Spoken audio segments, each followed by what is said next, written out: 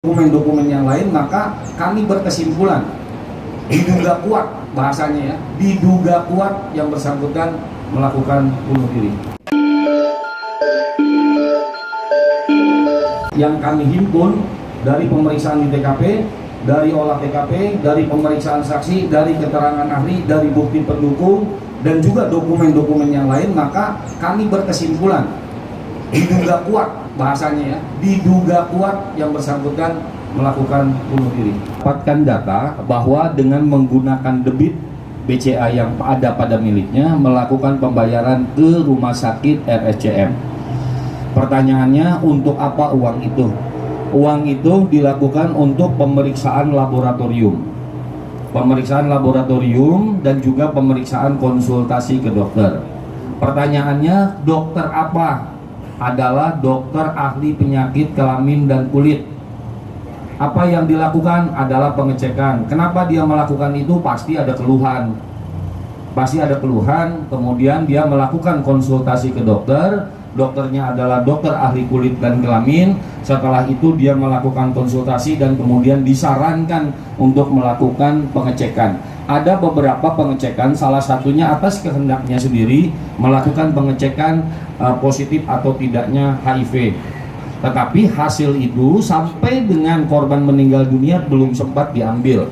Tetapi faktanya dia melakukan konsultasi di dokter penyakit dan kelamin. Apakah ini terkait dengan kemudian adanya dugaan bunuh diri? Sangat terkait. Kaitannya dengan kemungkinan munculnya depresi. Tetapi ini dijelaskan oleh ahli di bidang psikologi forensik. Walaupun ada beberapa yang sudah kita mintain keterangan dalam kapasitas sebagai keterangan ahli, keterkaitan antara faktor-faktor tersebut dengan fakta penyidikan. Kita sudah lakukan juga pemeriksaan ahli psikologi forensik, memungkinkan tidak itu terkait dengan sana. Yang kedua, pertanyaan kedua, kaitan dengan amfetamin.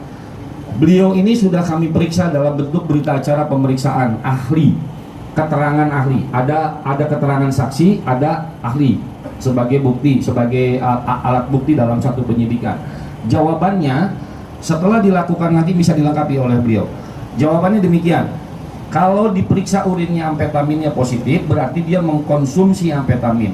Lalu apa pengaruhnya amfetamin terhadap kejiwaan seseorang sehingga mampu melakukan satu hal yang oleh orang normal dianggap tidak mungkin, yaitu meningkatnya keberanian yang sedemikian luar biasa. Yang tidak terpikir, jangan pernah membandingkan pemikiran orang normal dengan orang yang sedang tidak normal, karena nggak nyambung ini, tidak equal, tidak sepadan. Maka yang harus diukur adalah bagaimana pengaruh amfetamin itu terhadap keberanian seseorang untuk melakukan satu tindakan yang menurut orang normal nggak mungkin dilakukan. Itulah hasil pemeriksaan yang tertuang di dalam pemeriksaan berita acara ahli. Nanti akan dijelaskan lebih detail lagi.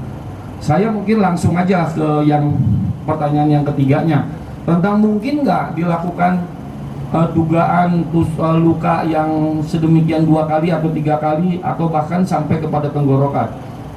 Ini pun saya mendasari kepada fakta pemeriksaan ahli. Ahli mengatakan demikian. Setiap orang yang melakukan bunuh diri dengan senjata tajam akan selalu ada bukti permulaan, akan ada selalu luka percobaan. Akan selalu luka percobaan, dicoba-coba dulu gitu. Bagaimana kaitannya dengan hasil dari kedokteran forensik? Ditemukan fakta bahwa ada 4 luka di dada, yang 2 atau 3 diantaranya itu adalah luka dangkal yang tidak sampai 2 cm, hanya 1 cm sekian.